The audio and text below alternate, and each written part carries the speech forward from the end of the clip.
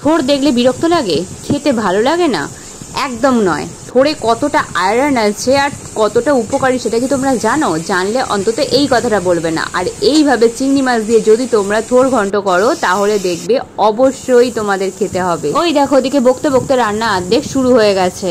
চিংড়ি মাছ আর আলুটা ফার্স্টে ভেজে নিয়েছি। আর এদিকে আমি একটা বাটা মশলার করে নিয়েছি, সেটা হচ্ছে আদা লঙ্কা বাটা দিয়েছি, তার মধ্যে জিরের গুঁড়ো, হলুদ গুঁড়ো আর লঙ্কার গুঁড়ো নিয়ে একটা পেস্ট করে রেখেছিলাম। আর এখানে কাঁচা লঙ্কা নয়, আমি দিয়েছি শুকনো লঙ্কা, তেজপাতা আর জিরে ফোড়ন, গোটা জিরে ফোড়ন দিয়েছি। তারপর দিয়ে দিলাম পেঁয়াজ কুচি, দিয়ে ভালো করে ভেজে নিয়ে সামান্য নুন দিয়েছি। আবার টমেটো কুচি দিলাম, টমেটো কুচি দিয়েও সামান্য নুন দিয়েছি মজে যাওয়ার জন্য। টমেটো আর পেঁয়াজটা খুব ভালো করে মজে এলে আমি যে আগে থেকে করে রাখা পেস্টটা দিয়ে দেবো। আর এদিকে দেখো আমি থোরটা কুচি কুচি করে কেটে নুন আর হলুদ দিয়ে ভালো করে এইভাবে মেখে রেখেছিলাম। এখন ভালো করে নিগড়ে নিয়ে আমি ওই থোরটা মশলার মধ্যে দিয়ে দিচ্ছি। মশলার সাথে থোরটাকে ভালো করে মিশিয়ে নেব, বেশ 5-6 মিনিট ধরে ভালো করে কষাতে হবে।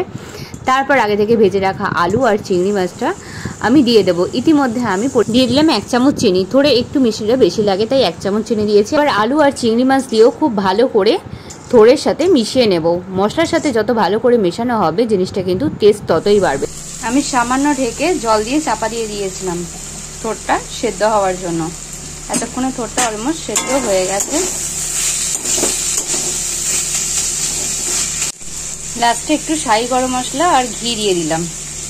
স্যার টমেটো ভাজার সময় আমি 2বার করে নুন দিয়েছি, আর থোড়ের মধ্যে নুন ছিল সেই জন্য আমি আর নুন দিইনি। এরপর গ্যাস অফ করে 5 মিনিট চাপা দিয়ে রাখবো, তাতে করে ঘি গরম মশলার ফ্লেভারটা খুব সুন্দর ভেতরে ঢুকে যাবে। টাটা, দেখা হচ্ছে পরের রেসিপিতে।